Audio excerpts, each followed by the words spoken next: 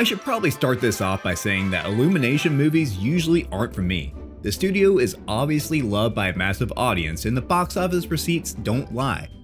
But I've only found a couple of their films to be genuinely great. The first Despicable Me works perfectly, Sing really surprised me, and I'll admit I had a blast with the Super Mario Galaxy movie. But when it comes to the Despicable Me franchise, the thing that made the original film so special was Gru. The Minions, on the other hand, were never really my thing. In fact, whenever they would pop up on screen to shout Illumination before a movie, it always felt like nails on a chalkboard. They were cute in small doses, sure, but an entire movie built around their chaos never sounded like something I needed. And of course, since I have a child, I had to see them all at some point. Oh, the agony. So, did their latest outing continue that trend, or did Minions and Monsters finally win me over? Okay, action! The story takes the Minions back to 1920s Hollywood, where they accidentally end up in the movie business and somehow become silent film stars. At first it works perfectly, they don't need dialogue, they just need movement, panic, destruction, and a camera pointed at them. Suddenly, Minion Mania takes over, complete with Minion merchandise that feels like a joke aimed directly at the franchise itself. But once Hollywood starts moving into sound, Minionese doesn't exactly translate to the studio's liking, and their fall from fame sends them off on their own. That's also where the movie finally finds a surprisingly effective hook through James, the one minion who really catches the Hollywood bug. He's not just another yellow weirdo looking for the next evil boss to follow, like his buddies.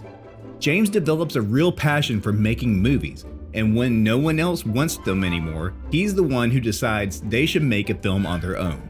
Of course, because it's a Minions movie, that dream eventually leads to actual monsters being unleashed, but giving James a personal goal to make the madness feel more connected than usual.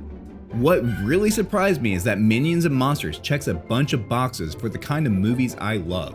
I'm a sucker for movies about making movies. Bowfinger is still the king of that hill for me. I love stories set during that golden age of Hollywood, old studio backlots, and anything that captures that madcap Looney Tunes style when it's done right. Somehow, this movie hits all of that. The Hollywood setting is the smartest choice this movie makes. Silent movies already require big reactions and physical comedy, so the Minions fit right in.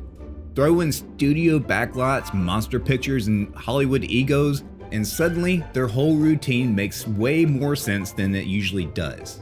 It also means we don't get a bunch of out-of-place pop music dropped in because the animated movies sometimes feel obligated to do that. Instead, the movie leans into a whimsical old-timey Hollywood score that instantly sets the mood.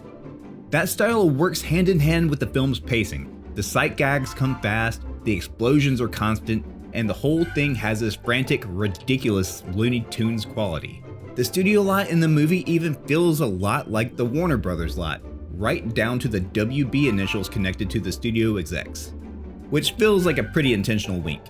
The voice cast is also doing strong work here.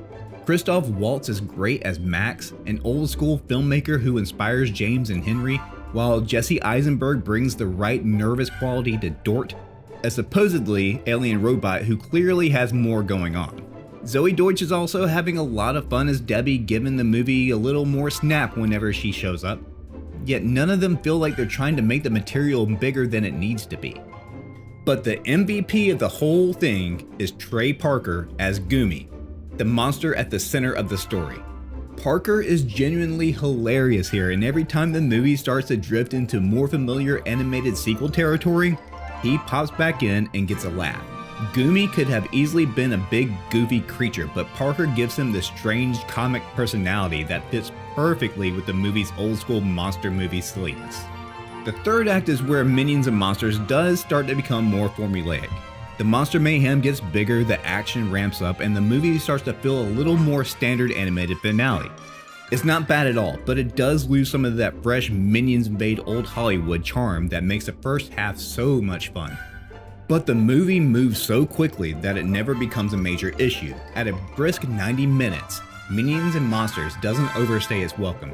By the time I realized the story was becoming more predictable, Parker was making me laugh again and another sight gag was landing, and the movie was already close to the finish line. I still don't know if I call myself a Minions fan, I mean, let's not get crazy here, but Minions and Monsters is the first movie built around them where I fully understood their appeal. It's fast, funny, charming, and way more clever than I expected. I can't believe I'm saying this, but Minions and Monsters is the most fun the Despicable Me franchise has ever been. It finally gives the Minions a setting that fits them, a monster movie story that keeps things moving, and in James, it even gives them a little bit of heart. And that's why I'm giving this movie an 8 out of 10. Thank you for clicking on our video, everybody. If you like what you saw here, make sure you like the video and subscribe and share with your friends who like this sort of content. We're an independent company and we appreciate all of your support.